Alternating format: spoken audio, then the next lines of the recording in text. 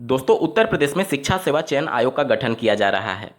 ये आयोग गठित होने के बाद से क्या वाकई में जिस प्रकार से कहा जा रहा है कि शिक्षकों की भर्ती में तेजी देखने को मिलेगी, विसंगतियां दूर होंगी, वो सब वाकई में धरातल पर उतर पाएगी या फिर भर्तियां और ज़्यादा लटकेंगी?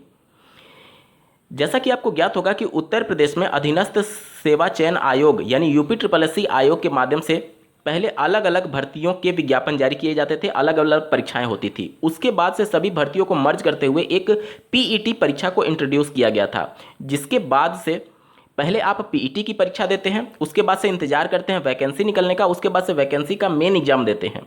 यानी कि प्रोसेस और ज़्यादा लंबा हो चुका है और पीईटी की परीक्षा में इतनी विसंगतियां हैं जिसको देखने के बाद से कम आयोग को एक कट ऑफ सेट करना चाहिए कि इतने नंबर के ऊपर वाले ही अभ्यर्थी कम से कम साल भर का वेट करें, बाकी के अभ्यर्थी अपने दूसरी तैयारी में लग जाए। यहाँ पर अभ्यर्थियों को पता ही नहीं होता है कि कितना कट ऑफ जा सकता है। वो साल भर इसी उम्मीद में बैठा रह जाता है कि कब विज्ञापन जारी होगा और उसमें हम लोग आवेदन करेंगे। तो ये सब विसंगतियां हैं जिसकी वजह से पीईटी की परीक्षा में सम्मिलित होने के बाद से अभ्यर्थी अब दूसरे पीईटी का इंतजार करने लगता है। अभी आप देखें, जो पिछला बार पीईटी हुआ था उससे कितने लोगों को रोजगार मिला, और अब जुलाई अगस्त में नए पीईटी का नोटिफिकेशन जारी होने वाला है। क्योंकि पिछले वर्षों में आप देखेंगे तो यही समय होता है नोटिफिकेशन जारी होने का। तो लगातार पीईटी कराई तो जा रही है, कितने लोगों को रोजगार मिल रहा है, ये सब कुछ आंकड़े आपके सामने ही हैं। इसी प्रकार से शिक्षा सेवा चयन आयोग की बात करें तो लगातार भर्तियों के संदर्भ में अधियाचन मिल रहे हैं, लेकिन सभी भर्तियां होल्ड पर चली जा रही हैं, इसलिए कि नया शिक्षा सेवा चयन आयोग का गठन नहीं हुआ है। स्क्रीन पर आप एक आर्टिकल देख पा रहे होंगे। वर्ष 2013 के बाद एडेड माध्यमिक विद्यालयों में नहीं आई है प्रधानाध्यापकों की भर्ती। एडेड विद्यालयों में प्रभारी प्रधानाचार्य भर्ती का पता नहीं। यहाँ पर आप देख सकते हैं, नए सत्र में विद्यालय खुलेंगे तो करीब आधे विद्यालयों में प्रधानाध्यापक के पद की बागडोर प्रभारी के हाथ में होंगे। वर्ष 2013 के बाद से प्रधानाध्यापक भर्ती नहीं होने से स्थायी प्रधानाचार्यों की कमी है। भर्ती के लिए रिक्त पदों का अधियाचन मिलने के बावजूद सदस्यों के अभाव में माध्यमिक शिक्षा सेवा चयन बोर्ड विज्ञापन जारी नहीं कर सका है। बाद में चेयरमैन भी कार्यकाल पूरा होने पर सेवा मुक्त हो गए हैं। इस दौरान नए शिक्षा सेवा चयन आयोग के गठन के निर्देश के बाद से भर्ती प्रक्रिया पूरी तरीके से ठप हो गई है। ये सिर्फ इसी की भर्ती की बात नहीं है, जिसका विज्ञापन भी जारी हो गया, जैसे 2022 में जो टीजीटी पीजीटी का विज्ञापन जारी हुआ था, उसकी परीक्षा भी इसी वजह से होल्ड है क्योंकि नया शिक्षा सेवा चयन आयोग का गठन किया जा रहा है।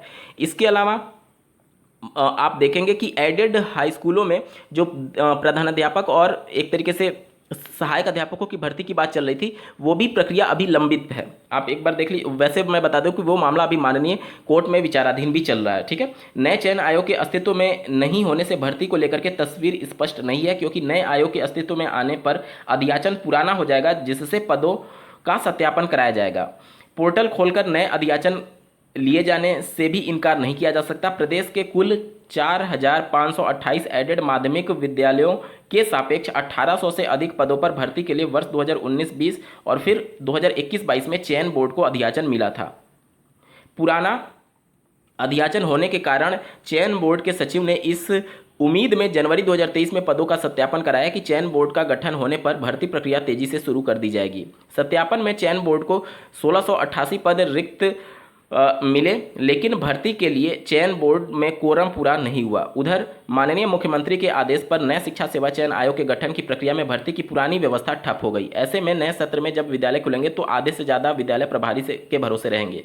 तो ये सब कुछ उत्तर प्रदेश में चल रहा है। नए शिक्षा सेवा चयन आयोग के नाम पर पुरानी भर्तियां और जिनके अधियाचन मिल भी चुके हैं वो सब भी लंबित हैं। इसी प्रकार से अगर आप बात करेंगे तो शिक्षा व्यवस्था पर बहुत बड़े बड़े सवाल उत्पन्न हो रहे हैं कि 2013 से उत्तर प्रदेश के परिषदीय उच्च प्राथमिक विद्यालय जो होते हैं उसमें कोई भी टीचर की भर्ती हुई ही नहीं है, प्रमोशन तक रुका हुआ है।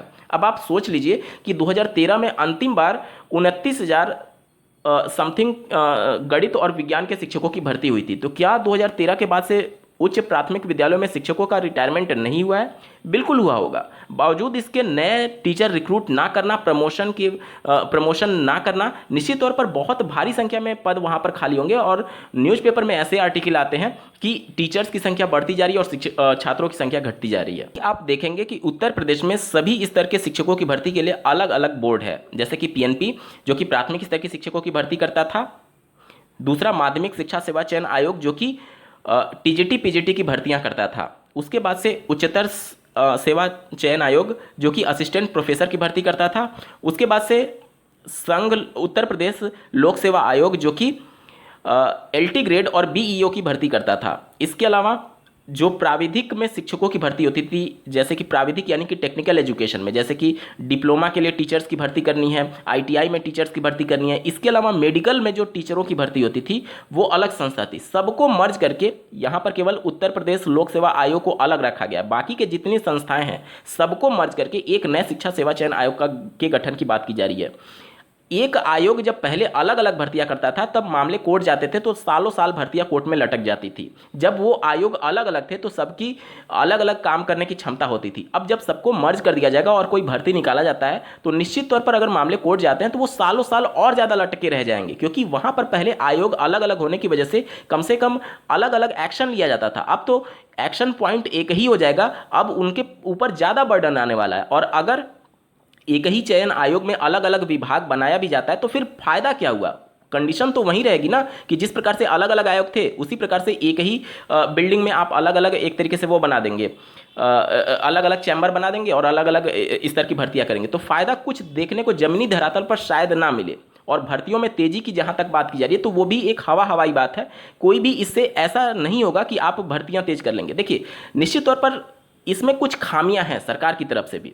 जिस प्रकार से आईबीपीएस के माध्यम से, जिस प्रकार से एसएससी सीजीएल की प्रत्येक वर्ष कुछ ना कुछ भर्तियां आती हैं, तो इसी प्रकार से शिक्षा विभाग में भी कर देना चाहिए कि जो टीचर रिटायर हो रहे हैं हम हर साल में भर्ती देंगे, भले ही 5,000, भले ही 10,000, भले ही 15,000 क्यों ना देना पड़े। क्यों आप 5 साल का वेट करते हैं 50,000 की भर्तियों देने के संदर्भ में? जब 50,000 की भर्ती 5 साल में आ सकती है तो उसी को आप अलग अलग कर दीजिए कि प्रत्येक साल आप 5 से 10,000 भर्तियां देंगे। इससे बच्चे भी मेंटली प्रिपेयर रहेंगे कि हाँ, इस प्रकार की चीज़ें होंगी, कि उन्हें पता रहेगा कि इस बार मैं भर्ती में नहीं हुआ तो अगली बार मुझे मौका मिलेगा। एक बार भर्ती हाथ से निकल जाने के बाद से सालों साल इंतजार करना पड़ता है। और कुछ अभ्यर्थी तो ऐसे हैं जो कि बिना भर्ती में सम्मिलित हुए ही ओवर एज हो जाते हैं। तो ये बहुत बड़ी खामियां हैं शिक्षा व्यवस्था की। निश्चित तौर पर इसमें सुधार करने की आवश्यकता है। और अगर इस प्रकार की चीज़ें होती हैं, प्रत्येक साल दर साल शिक्षक भर्ती का विज्ञापन जारी होने लगा, तो जो शिक्षा में भ्रष्टाचार है या फिर जिस प्रकार से गलत तरीके से अभ्यर्थी पैसे दे करके शिक्षक बन जाते हैं, वो सब में भी कमी देखने को मिलेगा। अभी क्या है कि एक बार शिक्षक भर्ती आई, उसके बाद से 5 साल 6 साल भर्ती की उम्मीद भूल ही जाइए। अभी आप देख लीजिए 2018 में लास्ट वैकेंसी आई थी 69,000 सहायक अध्यापकों की भर्ती, जिसकी परीक्षा 6 जनवरी 2019 को हुई थी। 18 से आज हम लोग 23 में है, 5 साल हो चुका, कोई भी भर्ती जमीनी स्तर पर देखने को नहीं मिला है। तो कम से कम 5 साल 6 साल का गैप देखने को मिलता ही मिलता है। तो इससे क्या होता है कि भर्ती में सम्मिलित होने के लिए और उसमें चयनित होने के लिए अभ्यर्थी जो है वो हर हथकंडा अपनाता है, चाहे वो गलत तरीका ही क्यों ना हो। अब अगर हर साल भर्ती होगी तो अभ्यर्थी को भी पता होगा कि हाँ, इस साल अगर मेरा नहीं होता है तो अगले साल मुझे मौका मिल जाएगा। तो कम से कम ये जो पैसे दे करके और ये सभी चीज़ें देखने को मिलती हैं, उसमें कहीं ना कहीं इससे भी कमी लाई जा सकती है और एक स्वच्छ और एक निष्पक्ष भर्ती प्रक्रिया चलाई जा सकती है।